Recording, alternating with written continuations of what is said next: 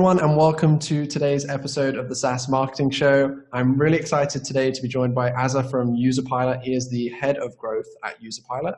So Userpilot helps SaaS companies increase adoption by allowing you to trigger the right in-app experience to the right persona at the right stage of their user journey.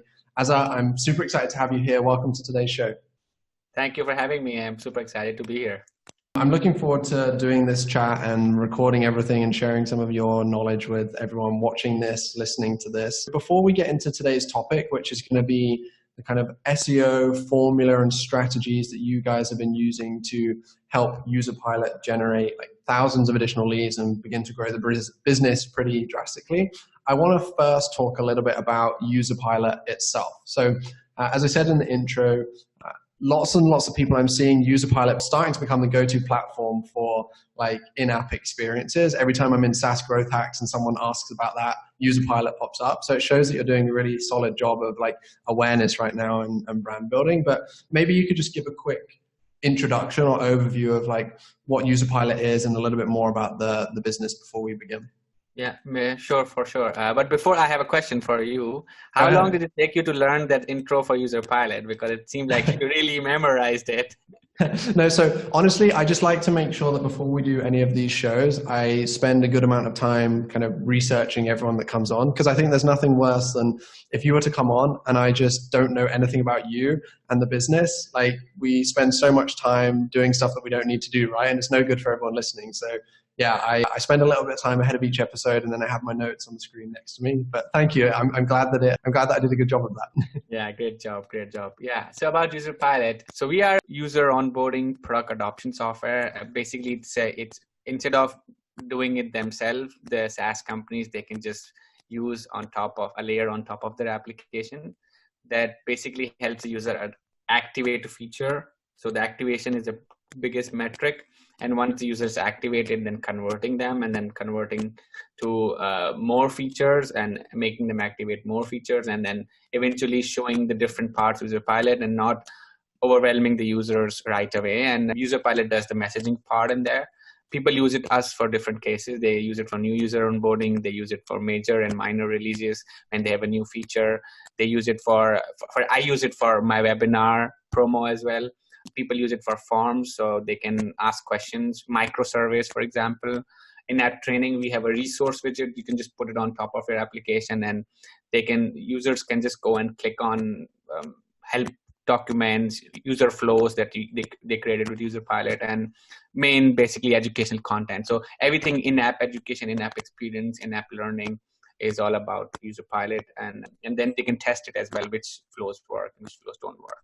So that's a little bit about Userpilot, who we really attract and really work with. We work with product managers, product marketers, and growth marketers. And these are three people who really know how to use Userpilot well. Customer success is also there, but these are three personas that are really, really using Userpilot well. And yeah, that's a little bit about Userpilot. Thank you for sharing that. And I think it's such an important piece of the whole like SaaS marketing and sales flow, is trying to get that onboarding. I know you said there's other pieces that you can support with too, but the onboarding is so important, right? Everyone's always trying to bring in more leads and more people to the top of the funnel, but often a lot of the time people aren't spending enough time focusing on giving those leads, those prospects, the best possible experience and the best chance to convert. And I think what you do really ties in extremely nicely to that. So I think pretty much anyone listening to the show, because everyone that watches this, listens to this, usually is a SaaS marketer or runs a SaaS business. So they should definitely be checking out Userpilot if they haven't done so already. Now, I know that Userpilot were selected for one of the 29 places from over 3,000 applicants for batch 26 of 500 startups earlier this year. That was quite a mouthful to get out, but I was reading an article about it earlier on, and I know that 500 startups said the acceptance rate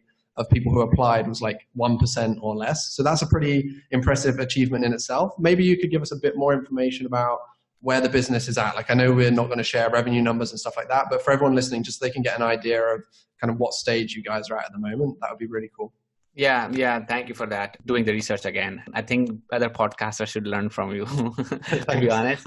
Yeah. So just to give you some understanding, we were one of the best startups in 500 actually. Like everybody was looking up to Userpilot. So we were very late in the process. In a sense that most of the startups were either pre-revenue or pre-product, and some of them were making some revenue. But like for the last 1.5 years, since I've been with Userpilot, we're growing like 40% in month-over-month recurring revenue. And we are also this month, like just like these last 2 months where the COVID is happening, unfortunately, we're still growing. We're still growing 20% month-over-month. So seems like we are solving the right problems for people and they can't take us out from the business. We are around 10, 12 people in the company. I don't know how you count it, but that's the number. And we're growing every month. We're still pretty product focused. We haven't launched on Product Hunt. We haven't done that yet. We still feel that we are still too early for that, in a sense that we want to launch something that is like with a big bang rather than just a small product and ask for feedback. So we haven't launched that yet, but in general, business is doing good. Yeah. I know you said you're a fairly lean team at the moment. What does marketing look like and growth? Is that just yourself? Do you have other people helping you out? We have a couple of contractors who are working as content writers, and we have a marketing manager. It's me, so 4 people we have there, and then we have a partnership manager who's working with different partners like Mixpanel, Amplitude. So in total 5 people, and I think 2 of them are actually contractors. Awesome, cool. And so we're going to talk now about the SEO formula and strategy that you guys have been using to generate so much of your pipeline and your leads. Before we jump into that, is the SEO and content work that you're doing, is that the biggest driver of like new signups and new leads for you guys at the moment? Yeah. So around 60 to 55% of our traffic, of our conversions, of our revenues, everything comes from SEO. It's the biggest, I would say, lead magnet for us. And the reason why it's because I think it all comes back to who is actually your target market is. And our target market are learners, are product managers who want to Google stuff. You know, how did product manager evolve? Product management evolved by somebody becoming a developer and then didn't loving that job, but like still wanted to do product management. And so they as a developer, you write everything on Google to find answers, and that's how they find it. So what we found out, product managers don't like to click on ads, don't love that experience. So, and then when I saw my competitors, how they were driving traffic, which is also SEO, which is normal. The good thing is that this space is not as crowded as marketing automation. So we still have a lot of keywords where we can rank on, and everybody gets a share out of it. Yeah, and then that's how it's working for us. And we see that content is the only way, it's one of the only ways that is driving our SEO and our efforts towards getting leads. Awesome. Cool. Okay. So let's talk about this then. You have for everyone that's listening to this, watching this, I'm going to put a link in either the description or the show notes with a blog post on your website, Aazar, where you've essentially like broken down your entire strategy to a point, and it's really in depth. So I'm going to share that with everybody. We don't need to cover all of that because I know that everyone's going to go ahead and check that out and take a look at that blog post, hopefully. But let's start with some of I know we have some like do's and don'ts in that post that I want to cover. But first, maybe you could I know it's hard to give like a top level overview of what your entire strategy is. So I'm not expecting you to do that, but maybe you could give like an overview of some of the key points of what you guys are focusing on when it comes to SEO and content for Userpilot, and what some of the most important activities are that you guys are undertaking with content at the moment. Yeah. So it's kind of also public. I share it on LinkedIn as well. So the best way to actually start thinking about SEO, any entrepreneur or early stage marketer is there. Like, you should definitely think about in terms of high intent keywords that will drive traffic to your website. Usually people do landing pages. They say, hey, we are a user onboarding software and we are this and we are that. But what I have done is like, so those high intent keywords, for example, let's say a marketing tool, right? So email marketing tool or email marketing software. And these are the 2 high intent keywords. Anybody from the end of the funnel is actually looking for it. So you should first write content for those specific topics, and not just write a landing page, but also write a blog post about it. because then, and it's totally okay to mention your competitors, to mention other people. What you want to do is like, you want to mention everybody so that it satisfies Google's aim to fulfill searchers' intent, right? And so that's the idea. The idea is to write high intent keyword articles and write it in depth, because you are probably the market specialist who knows every competitor in and out and every company in and out. And that's what I did. I just did those things and started ranking for it. You just Google user onboarding tool, you will just find Userpilot second or third. And the second thing is like, instead of writing for landing pages, this is the biggest hack that I can tell you, is that instead of writing just landing pages, I think you should also write blogs for alternatives and be honest about it. The reason why I'm ranking on those keywords is because I'm really honest about it. The content is good, the headline is good, the meta tag is good, and then people click on it, people get value out of it. And even on that page, I make sure that the user experience is good. And between like they stay more than 2 to 3 minutes, I open a bot and say, hey, would you like to have X competitor alternative sheet? And they say, yeah, I would love to have. So Google recognizes that the rank brain recognizes that somebody is interacting with your page and they're not bouncing off, means that this content is good. So, and that was just these are two simple strategies that you can directly implement and start getting traffic out of it. So these were two. So should I go on, or do you want to? No, I actually want to jump in there, because I think this is a really interesting point that you've shared. So I recorded an interview a couple of days ago with Tim Solo, the CMO at Ahrefs, and we were talking about their like $7 7-day trial strategy. But one of the things we talked about was their approach to content and to SEO as well. And one thing that he said, which kind of aligns with what you're saying too, is that every post that they're trying to put together for high intent, like bottom of funnel, high buying intent keywords, is really focused on useful, helpful, interesting content, as opposed to what most people would do, like you said, which is build out, okay, for user onboarding tools or user onboarding softwares. I'm guessing, and from looking at the Google search just now, most people will build out like a feature page on their website about their user onboarding tool, right?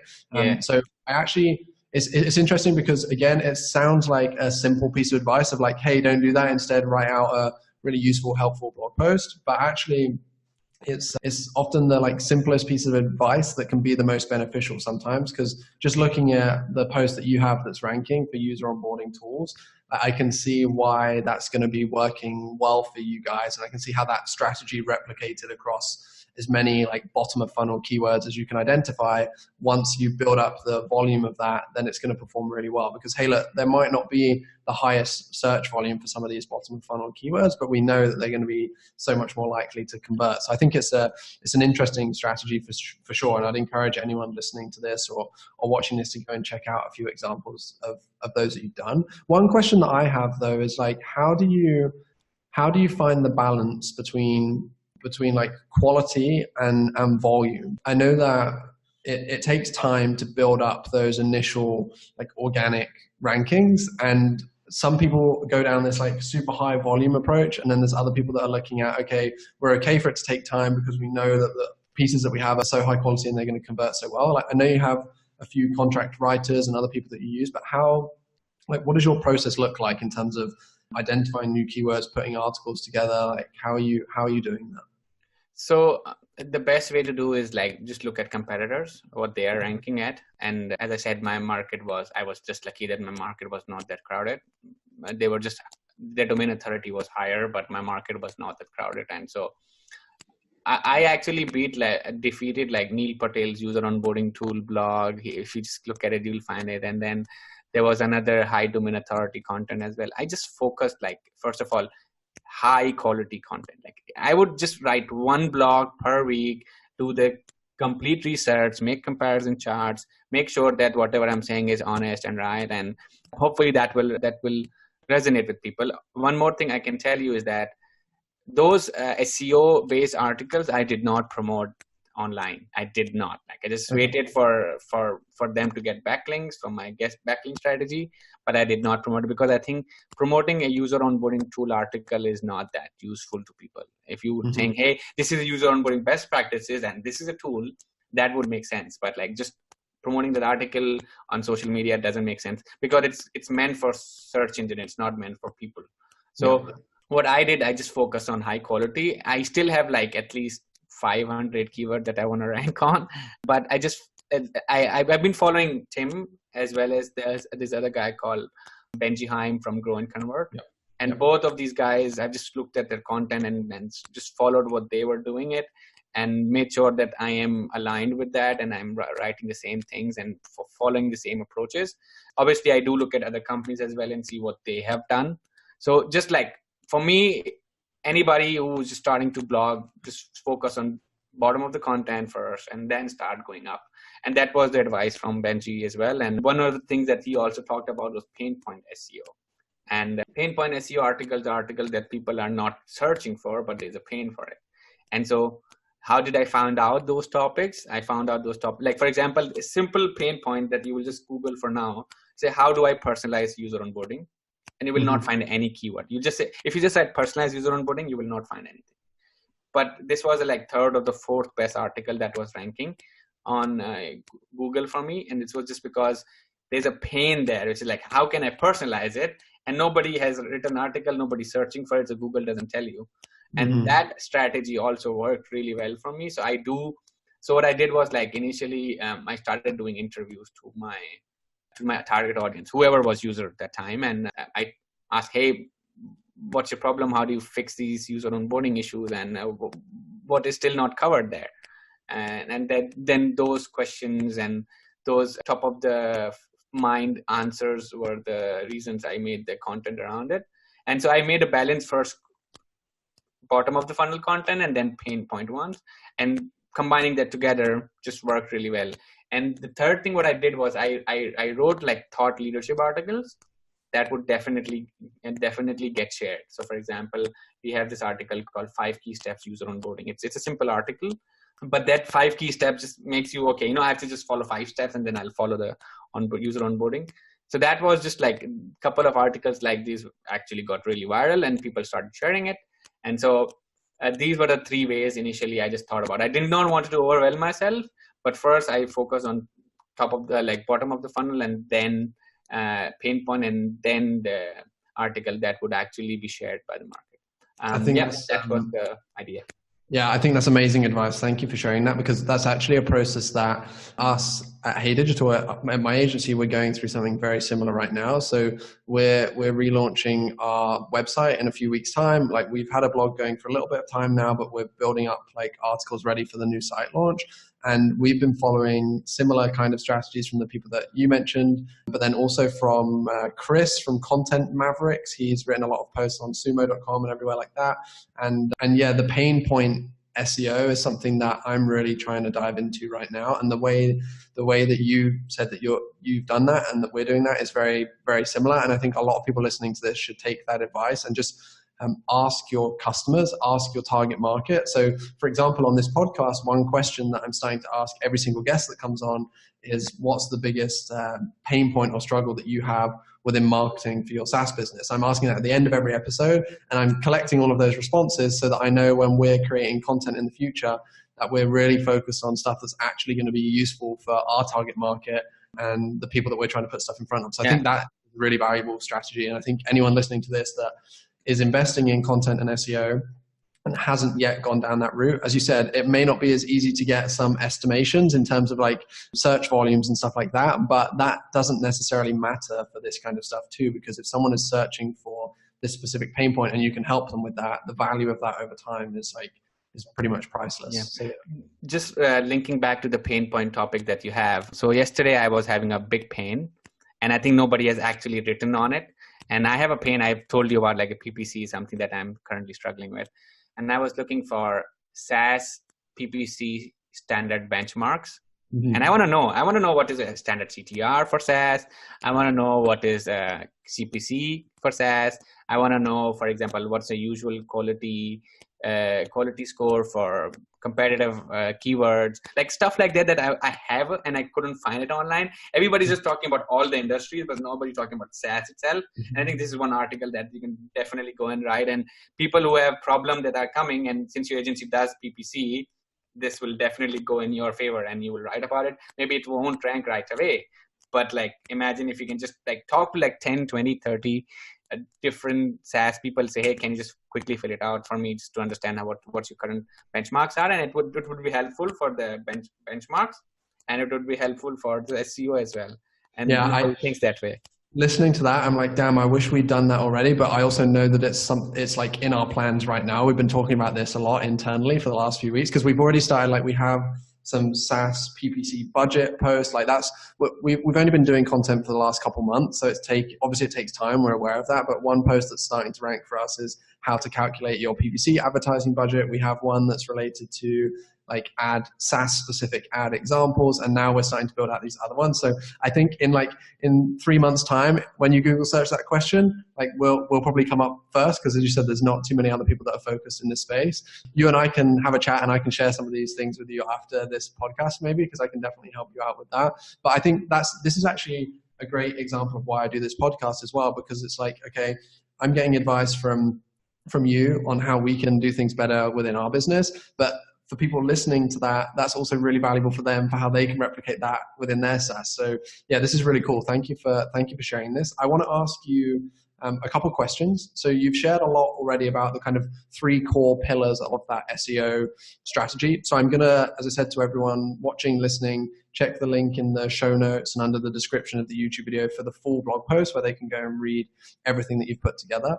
But I want to ask you, from a marketing perspective at Userpilot, what is one thing that you guys are doing right now that you're seeing good success with, or you're really proud of in terms of the results that it's generating for you? Other than the SEO part? Yeah. So I'm really proud of this initiative, and that's what I recommended you. So we recently in January released a report called the State of SaaS Product Onboarding in 2020. And that research report was done with 1,000+ hours of research. Somebody from the team, 5 people, were like signing up to different applications and looking at the onboarding. And then we're looking at, for example, okay, do they have a welcome email? Do they have in-app messages? Do they have bumpers? Do they have some kind of a custom event that pops up automatically and then says, hey, you've done this, now do this. For example, in HubSpot, when you Control-C and Control-V, they will show you a template right away. And that's called contextual onboarding. And apparently, there are not enough people searching. So there are only 20 people searching for that specific keyword. And we rank on that as well, just because we care about contextual onboarding. And so that research report did not even have like a apparent lead magnet in there, like a form. But that went viral to 20,000 people all over the world. And we got like 1,000+ leads. We're still getting leads from it. And we got like 30 backlinks from that research. So like that one effort, just one simple hack of doing research and doing it right, gave us like so many leads. And that's what I recommend people to just do this, so people can look at it and people can challenge it as well. Nobody has challenged me so far on it, but people can challenge and say, hey, I believe it and I don't believe it. But the idea is that you either put something controversial or something very claimable that people believe that this is going to be true. And I can tell you that it was so good that my competitors also appreciated it as well. So that's what I'm really proud of. Like even my competitors like what I'm doing. Awesome. Yeah, that's a great sign too, right? If they're looking up to it and they're like, hey, this is good. Did you host that report like on the Userpilot blog on the site, or are you marketing that as something totally separate? Like because I know you said there wasn't a direct lead form in there, for example. How did you set that whole kind of report up? It's a simple landing page with a blog format. It's just userpilot.com/product-onboarding. And you just go to the page, and in the page it's too long. And I know since it's too long and nobody has time to read it, I am giving them an infographics. And so when they click on infographics, they automatically become a lead. And so I'm still, I have the whole thought leadership report is open. You can just go and read it. You don't have to give the email. But I know people are so lazy. They will not read the entire report. I just want to have crisp of it. So for that crisp, I just took the email address, and people are happy to be in our funnel. Awesome. Yeah, that's really cool. And I know we were kind of starting to wrap up, but I want to ask one more question about that, because I think it's a really interesting strategy that makes a ton of sense. Like I've been doing a lot of talking with other CMOs and like senior marketers on this show. And one recurring theme that I'm seeing is like how important it is and how valuable it is for you guys to actually be putting out content that is valuable for the reader, right? I know it sounds super simple, but so many of us mess that up and we end up just putting out a lead magnet for the sake of a lead magnet, or like a piece of content that we're not really proud of. So it's awesome to hear that you've been doing quality content and seeing results from that off the back of it. How did you market that report? Because I know you said there was so much time that went into it. There's it's received a lot of traffic, lots of backlinks, etc. How did you go about marketing that report to make sure people discovered it? Yeah, so I would say I did not have that good of marketing plan to launch it. The only thing I had, there was a product-led growth summit by Wes Bush. And so what I did was, hey, I will show this report only in that summit first.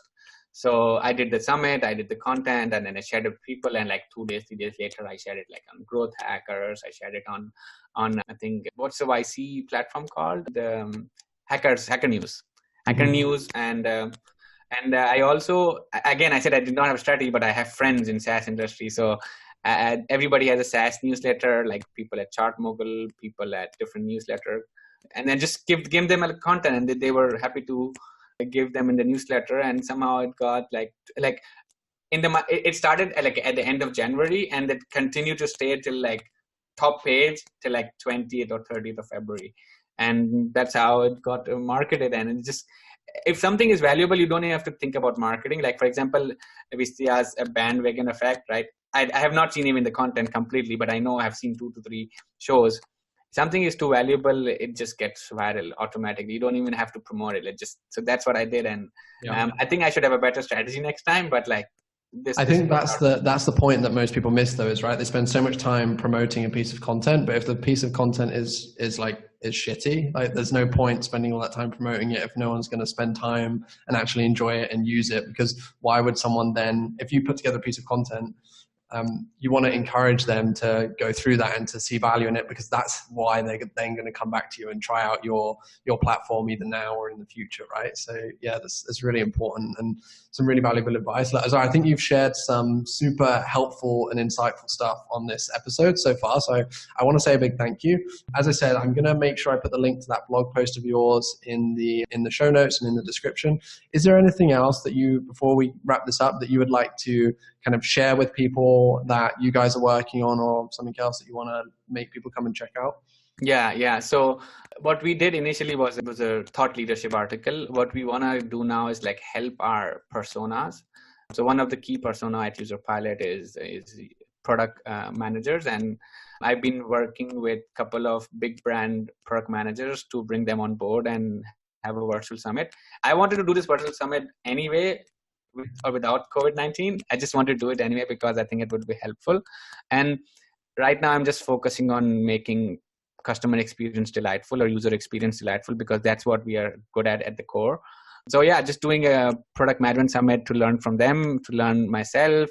I attend a couple of virtual summit myself. So we're running that summit, and we'd love to, have people attend that and give us feedback. It would be first one, and it's going to be in June. So I'll give you the link so that people can follow that. And if some of the product marketers are there are topics like, for example, product growth, product operations, activation, management, with how to have better management with product. So a lot of different topics from bigger brands. So we're working on that, and it will be released soon. So that's our next marketing project. Awesome. Cool. Thank you so much for sharing. Thank you for coming on the show today. I really appreciate everything that you've shared with everyone. Yeah, I almost leaked all my strategies, but I think it would be worth it for other people. Cool. Yes, thanks. Thank you so much.